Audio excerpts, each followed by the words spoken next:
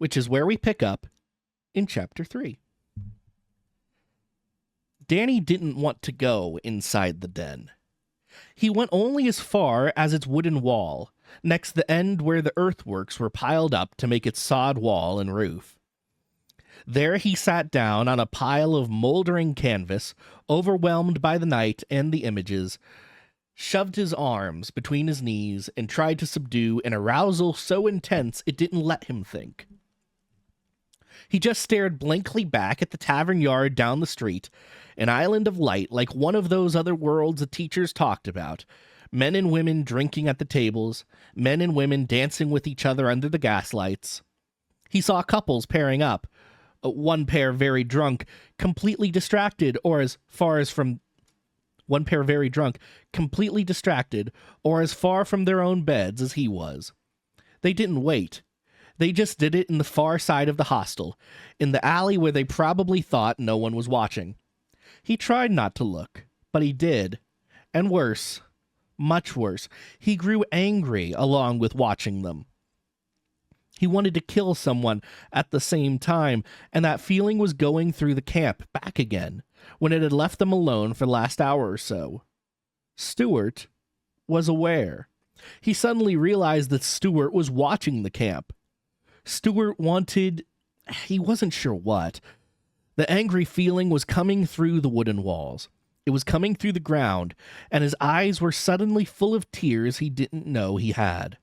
He kept wiping them, and they kept coming, while somewhere nearby, Stuart wanted death, sex, the red-haired woman. He felt Cloud courting the mare, felt the union, the mare's sensations as well as Cloud's, and he couldn't stand it. He got up from his place by the den wall and paced the street. The urgency and the anger grew less when he was walking. It slowly became endurable. He walked back and forth in front of the den, but the night horses were all disturbed now. Arousal was epidemic, and he found himself walking back towards the street, towards the tavern, towards company he didn't really want, but there were human minds there, and the feeling near the walls and near the den had been dangerous and full of complex urges he didn't understand. If it was Stuart, it was gone now, or further away. But he didn't want to stay near the horses if it had started up again. The dancing had gotten down to drunken singles, Mana focused on the intricacy of the steps, while the single remaining drumbeat had grown erratic.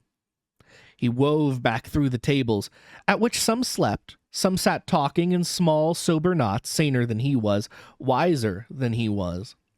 He kept getting images, maybe his own memory he didn't know any longer, the feelings of a dark body, an intense misery of hurt, overwhelming awareness as a man brushed past him with a contact like electric shock. That man grabbed his arm, faced him about in a fit of temper. He felt the anger. He instinctively flinched from the blow, but he felt something else flowing through the painful fingers, burning straight into his gut, and he couldn't breathe. "Damn kid," the rider said, as if that meant dirt. He jerked his arm free. The sexual feelings didn't stop. The anger didn't stop. The rider grabbed him a second time, hard, by the wrist. No, not Stuart. It was the riders who talked to Stuart outside. They'd brought the rogue image inside with them. They'd felt it up on Tarman Height. They were the source of the fear and the image, not Stuart. The riders at the gate had been right to try to shut them out. But you didn't start a fight with anyone with the horses involved, not if you could help it, not for anything, not for your life if you had the least chance of saving it yourself. The men at the gate had let those 3 riders in, and the whole camp was in rut and anger and fear. "Easy," the man said. The grip on his wrist hurt, but he was scared. But Cloud wasn't there to rescue him right now. Cloud was deep in the sensations of a den gone mad with mating. "Kid, damn it!" He tried to get free, tried to draw a breath. The rider wasn't the dark body he felt. He tried to see where he was, ignoring Cloud's presence, ignoring what Cloud was doing. "Friend of Stuart's," the man said. "Friend of his. Get a breath, kid. Get 2.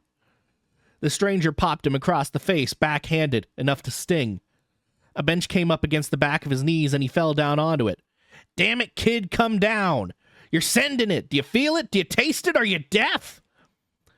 The stranger had his attention now, holding his wrist, trying to pull him out of the fog, but nothing human or sane got through the ambient.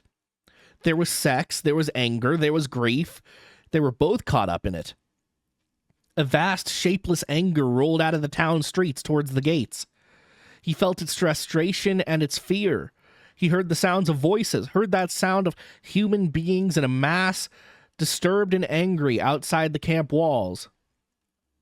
A shot went off. From the gates, from the town, from inside the camp, he couldn't tell. The report rang off the walls and echoed off the hills. The rider let him go. Turned to shout at people at the tables, yelling to get the boss, to get somebody to stop it. He didn't know. Stop what? Except for that anger roiling past the camp, toward the road. He didn't want any more. He didn't want to hear it gone over and over and see that woman die again and again. It was Stewart's message. It was Stewart's dead. He wanted Cloud. He wanted calling in a night gone mad. Second burst of gunfire. The night exploded. He lurched to his feet. He cried out to his horse, "Run!" And he saw, he thought. He heard Cloud answer. Somewhere near, he heard someone shouting, "Open the gates!" Gunshot. Close, quivering echo. Pain hit his right knee, and it folded. Right leg, and it folded. He fell on one knee, and a mass of riders broke around him, followed the man who'd grabbed him, all running towards the shut gates. Bullets were still flying outside, a ringing, erratic volley of shots. The echoes came back off the hills. He'd heard hunters' rifles echo in that strange, hollow way. All his life he'd heard it. He'd heard it the nights they shot at Cloud. "Hold it!" The call came out from somewhere down the street. "Hold those gates! Damn it, stop where you are!" The order went out not only from the camp boss, it went out from Dart too, who was never far from the boss man, and it shot straight to the nerves. The old man who walked past him and down to the gates was crippled. A stick supported him. The night horse that came up near him was one-eyed and scarred, but Dart was one loud horse, a force, with Lyle Wesson to back it, that made nerves twitch and ears prick up. Danny stood still. Movement had stopped in the image, stopped in reality, out beyond the gate.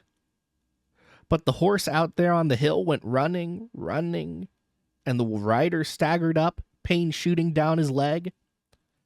Danny sat on the bench and shivered in the dying mental echoes of the gunfire. Was the image that came to him, to everyone, he believed, up and down the street. Stewart had grabbed that mane and was away. The mob that had poured out of the town, an irrational hating thing, as crazed as the rogue sending, couldn't take Stewart now. His legs still ached, telling him that Stewart hadn't escaped unscathed. He didn't know why he shared it, but he felt the pain acutely as he got up and limped alone in his area of the street towards the gates. Danny. He saw himself, his hand clasped to the hurt on the side of his thigh. He felt the condemnation he was due, anger at a junior who had, he realized it now, been dangerously sending out into the ambient. "I'm sorry," he whispered when he got to where Lyle Wesson stood, hands clenched on his walking stick. "Damned fool," the boss said. "Did I tell you or not?" He tried to image Stewart's helping him. The image went askew. It was just Stewart, the way he'd been that day on the porch, a stiff, rain-smelling breeze stirring his hair and the fringes of his jacket. A downpour grayed the commons. He thought even then that it was no bad thing to be a borderer, free of towns and free of family, free of a father who, however he excused it, hit him and consigned him to hell. He didn't want the whole camp to know that, but humiliated, he feared they'd all heard. He thought of, that was the earliest image the boss had taught him to send, to be invisible. But he wasn't the only area of disturbance. He heard shouting in the dark beyond the gates. He heard voices raised in demands. The town wanted the riders to do something, to hunt the rider down. The town came to the camp with its fears for its safety, its peaceful sleep. The rich feared for their right to go on as they always did, oblivious to the wild beyond their walls, and they demanded. Well, the town could go to hell, he thought with a lump in his throat. The town didn't know. Town didn't remotely know what he was or what he saw every day. He lived in a wider, more vivid, more connected world than he could make his father or his mother or even Dennis understand. Danny Fisher damned sure didn't belong in this town any longer. He'd felt it, and the echoes of the gunfire that still echoed in his brain. The lump in his throat grew larger. The leg ached. He wasn't aware of Cloud now, but that was the way it ought to be. The camp was settling. Minds were growing quieter. The pain in his leg was diminishing.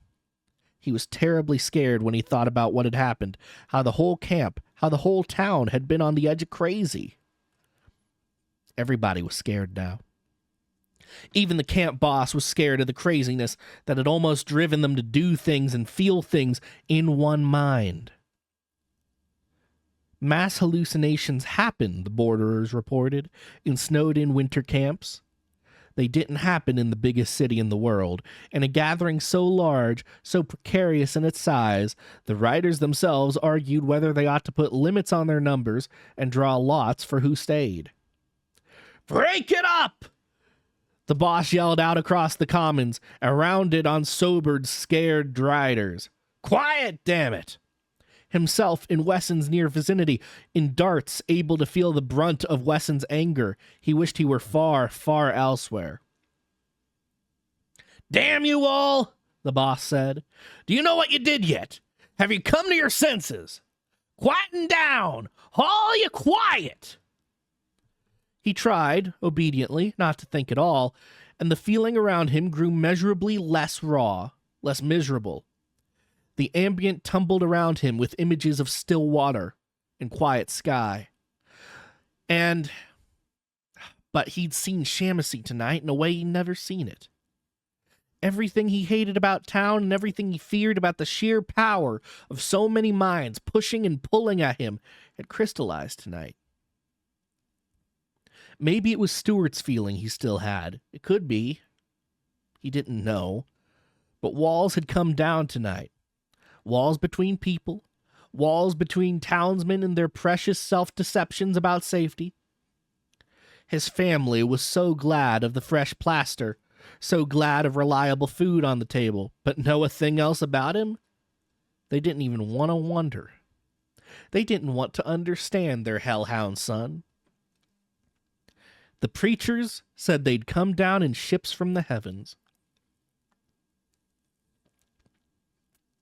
The preachers said they'd begun as glorious beings with a God-given mission to subdue the land and make the field safe for humankind and their cattle, which meant to go out and make towns and fields and roads, as many and as fast as they could. But doing that, you had to deal with the world as it was, and you had to have the riders. And someone had to deal with the creatures of the sinful world, which the preacher said were a temptation and evil. So how did you work it out?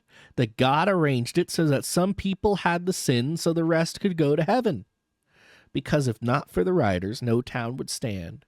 And human beings wouldn't ever have survived their first winter against the predators, and the night horses that loved human minds, loved human senses, and lusted after their company. And how did you work it out that the whole wide world out there was full of food? And his mother and his father worked so hard to buy what they could take for free if they just went outside the walls. He wasn't sure, just there had to be riders. "Hear not the beasts," the street preacher said. And while the boss man called the riders fools, and while others said they couldn't just let Stewart go off as crazy as he was acting, they had to do something to stop him before he killed somebody. His own heart was still aching from what he'd learned, and his legs still throbbed with a gunshot that hadn't come near him. Wages of sin, the preachers would say. And that's the end of chapter 3.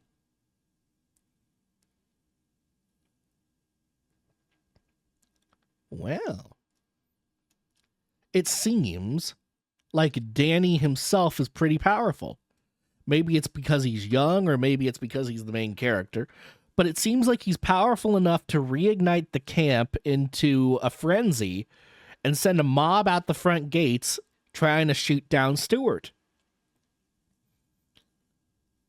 Now maybe it's because they were all already frenzied and half drunk, and it was easy for him to do. But it seems like Danny is kind of powerful in his own right. He was sending it. It wasn't Cloud sending it. Cloud was not thinking, right? Or at least not with that head. It seems like this was Danny's doing, which would imply that Danny is a pretty powerful rider. It did say he wasn't the only one sending, but that doesn't mean that he wasn't the strongest. And that seems to be the point here, is that he's particularly strong.